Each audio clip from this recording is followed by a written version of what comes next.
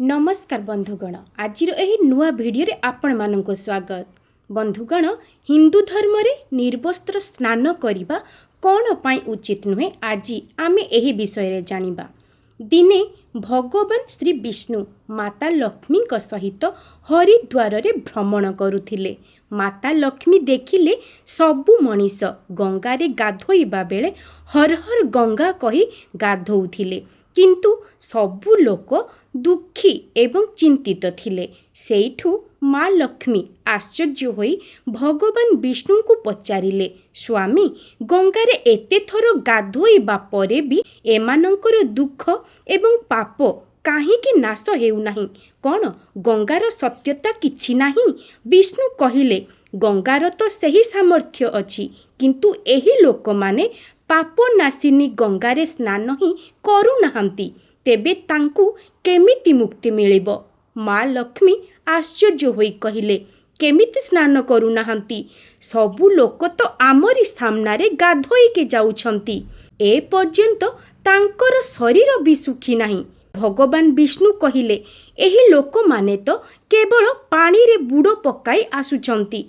तुमको मु काली एहार रहस्य कहिबी। परदिन जोर रे वर्षा हैला, सबु गली रे पानी कादुओ भरी गला। गोटिए ओसारिया रास्ता रे गोटिए बड़ खाल होई गला। सबु आड़े खाली कादुओ ही कादुओ थिला। भगवान विष्णु गोटिए लीला रचिले। सी निजे गोटिए बुढ़ार रूप धारण कले एवं सेही खाल रे जाई पड़ीगले। माँ लक्ष्मी को बुझाई कि निज पाखरे बसाई देले एवं कहिले, सुन तुमे लोक माननकु डाकी डाकी कुह जे मो स्वामी खालरे पड़ी जाइछंती, किए पुण्यात्मा अछ मो स्वामी को बाहर करी तांकर प्राण बंचाओ एवं आम असहाय दंपति को बंचाओ, साहाय्य कर। भगवान विष्णु एही कथा बुझाई देले कि जे कौनसी व्यक्ति एही खालरू मते बाहर करबाकू जाउथिबा समय रे केवल एतिकी कहिदेव, मो स्वामी निष्पाप अटंती, तांकु सेही व्यक्ति ही छुईबे जिए स्वयं निष्पाप होइथिबे। जदि आपण निष्पाप अछंती तेबे तांकु हाथ लगांतु, नहेले आपण हाथ लगाइबा मात्रे स्वयं भस्म होई जिबे। सेठू माता लक्ष्मी सेही खाल पाखरे बसीगले। लोक माने शुणाइबा भली भगवान विष्णु जहा कहिथिले सेही परी कहिले। गंगारे गाधोई सारी लोक माने दल दल होई आसुथिले। एही सुंदर युवती को एकुटिया देखी किछि लोकंक मनरे पाप आसिला एवं किछि लोकंक मनरे धर्मर भय रहिला एवं किछि लोक आईन को डरिले एवं आउ किछि लोक माँ लक्ष्मी को एही कथा कहिकी गले कि मरिबाकू दियो एही बुढ़ा को, काहींकि सेठी बसी कांदुछ। आउ किछि दयालु एवं चरित्रवान पुरुष युवतीर स्वामी को बाहर को आनिबा पाई चाहिए, किंतु लक्ष्मींकर कथा सुनी सेमाने मध्य रहीगले। सेमाने भाबिले, आमे गंगारे गाधोई आसिले कौन हेबो, आमे तो पापी, जदि आमे सहायता करुथिबा समय रे भस्म होई जिबु। तांको पाखकू सहायता करिबाकू बहुत लोक आसिले, किंतु केही भी साहस करि पारिले नाही। संध्या हैला, तापरे भगवान विष्णु माँ लक्ष्मी को कहिले, देखिल केही आसिले? सत्य मनरे गंगारे गाधोइबा व्यक्ति किछि समय परे जणे युवक हातरे गोटिए पित्तल ढाल धरी हर हर गंगा कही आसिला। माँ लक्ष्मी ताकू भी सेही कथा कहिले। सेही युवकर हृदय करुणारे भरीगला। सीए भगवान विष्णु को बाहर को काढ़िबा पाई बाहरिले। लक्ष्मी तांकू अटकाई कहिले, तुमे जदि निष्पाप नुह ताहेले मो स्वामी को छुईले तुमे भस्म होई जिब। सेही व्यक्तिटी विचलित न होई माँ लक्ष्मी को कहिले, माता मो निष्पाप हेबार तुमर संदेह काहींकि हेउछि? देखा जाऊ नाही मु एबे गंगारू गाधोईकी आसीछि, एबे तुम स्वामी को बाहर को आणुछि। एतिकी कही युवकटी बुढ़ा लोकटी को ऊपर को उठाई आनिला। भगवान विष्णु एवं माँ लक्ष्मी सेही निष्पाप व्यक्ति को निजर प्रकृत रूप रे प्रकट होई ताकू आशीर्वाद कले। भगवान विष्णु माँ लक्ष्मी को कहिले एते सारा लोकों भितरे केवल एही जणे लोक ही गंगा स्नान करिछि। एही दृष्टांतरू जना पड़िला जेउ लोक बिना श्रद्धा बिना विश्वास रे केवल निजर दंभ पाई गंगा स्नान करे ताकू केबे भी फल प्राप्ति हुए नहीं।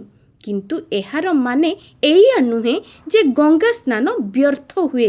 गंगा स्नानर बहुत पुण्य मध्य अछि। तापरे भगवान विष्णु माँ लक्ष्मी को कहिले मनीष मानंकु गाधोइबा बेले एही 12टी कथा ध्यान रखिबा उचित।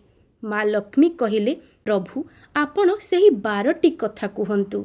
तापरे भगवान विष्णु कहिले एई 12टी कथा कहि सारिबा परे मु तुमको आहुरी गोटे कथा कहिबी।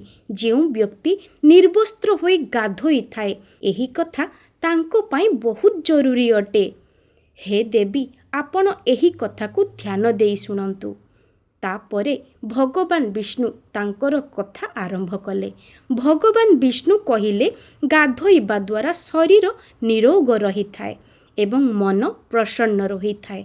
गाधोइबा समय रे एही कथा सबु निहाती भाबरे ध्यान रखिबा दरकार।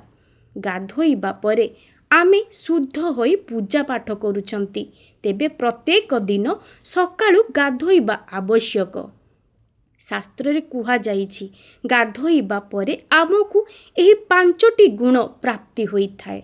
रूप, तेज, बल, पवित्रता, आयु, आरोग्य, सुविचार, निरोग, धन, पुष्टि, आरोग्य एवं स्वास्थ्य चाहिबा व्यक्ति को सबुदिन गाधोइबा दरकार।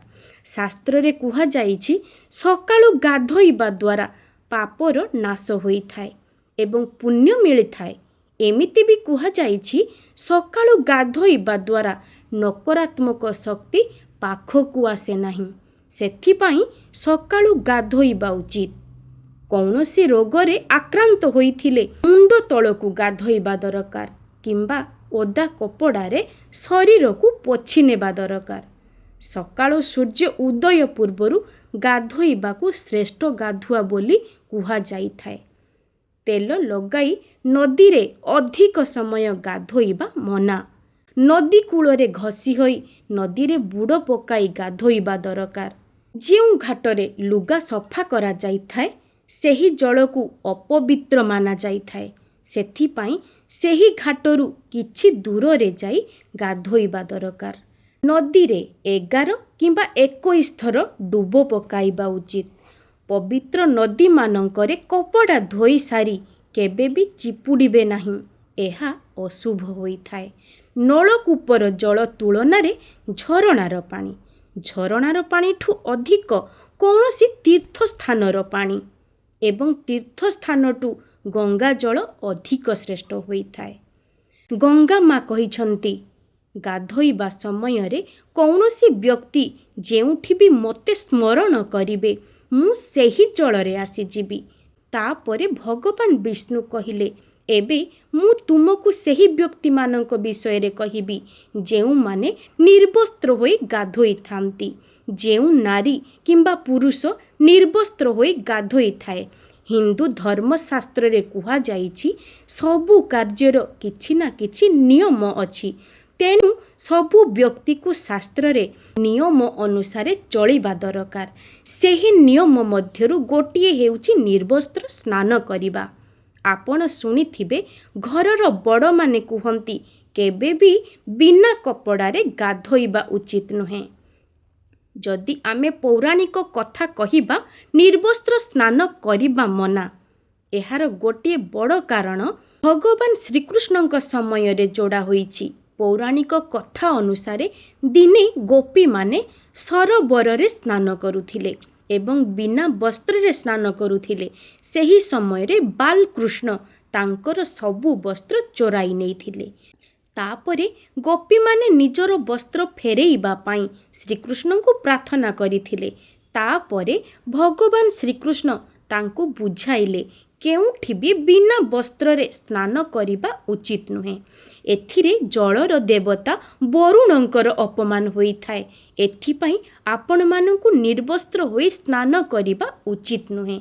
जदि आपण गाधोइबा बेले भाबंती आपणंकु बंद घरे केही देखु नाहांती तेबे एहा भूल धारणा। कारण ईश्वर आपणंकु सबु जगारे देखुचंती। बिना वस्त्र रे स्नान करिबा द्वारा बहुत बड़ पाप होइथाय। गरुड़ पुराण अनुसारे जेतेबेले आपण स्नान करंती सेतेबेले आपणंकर पितृपुरुष आपणंक आखपाखरे रुहंती। जदि आपण बिना वस्त्र रे स्नान करंती तेबे आपणंकु पितृदोष लागि पारे। एमिति स्नान करिबा द्वारा आपणंकर पितृपुरुषंकु मुक्ति मिले नाही। कारण एही वस्त्ररु झरुथिबा पानी को ग्रहण करी पितृपुरुष तृप्त होइथांती। तेणु शास्त्र रे कुहा जाइछि केबे भी निर्वस्त्र होई स्नान करंतु नाही। बंधुगण आजिर कहानी को मु एहिठारे शेष करुछि। जदि आपणंकु भिडियोटी भल लागिछि तेबे भिडियो को लाइक करंतु एवं चैनल रे नुआ थिले चैनल को सब्सक्राइब निश्चय करंतु एवं एहाकु आपणंकर सांग मानक सहित शेयर करंतु। पुणी थरे आसीबी आउ एक सुंदर कथा नै। दयाकरी कमेंट बॉक्स रे जय श्री जगन्नाथ निश्चय लिखि दियंतु। भिडियोटी को शेष पर्यंत देखिथिबारु आपणंकु हृदयरु बहुत बड़ धन्यवाद। जय जगन्नाथ।